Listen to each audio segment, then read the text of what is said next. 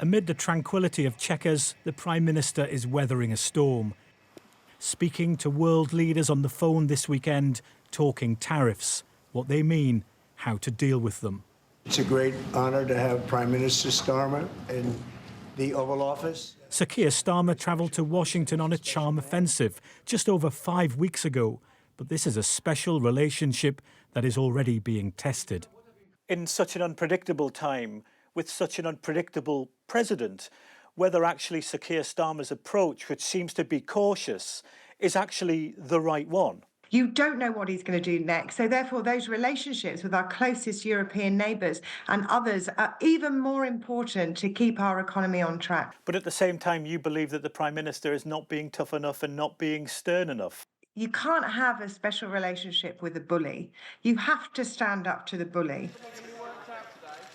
The Prime Minister has agreed with the French President Emmanuel Macron that a trade war is in no one's interests, but that nothing should be off the table.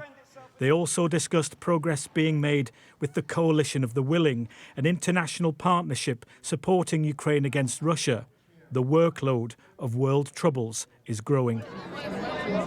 In London, people gathered to protest against Donald Trump's controversial policies. I don't think any country should be bullied into submission, so I hope the UK sends a firm message back. Even if that means fueling a trade war? I think a trade war is inevitable. Trump is going to have one. He wants one. It's a tricky position to be in, isn't it? It's hard to know how to negotiate with bonkersness.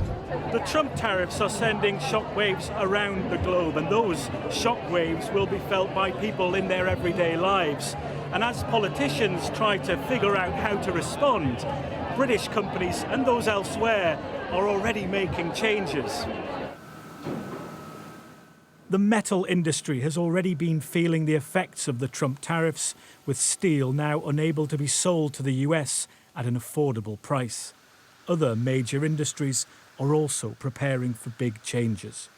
£60 billion worth of exports go, and around a quarter to a fifth of that any one time to the United States. So we're trade intensive.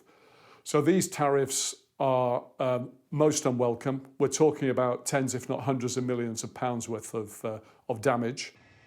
With businesses, pensioners and farmers unhappy at the government's economic choices, the Prime Minister is rapidly finding out that his options are being limited, not by his own policies, but the inhabitant of the White House, more than 3,000 miles away. Nick Martin, Sky News, Central London.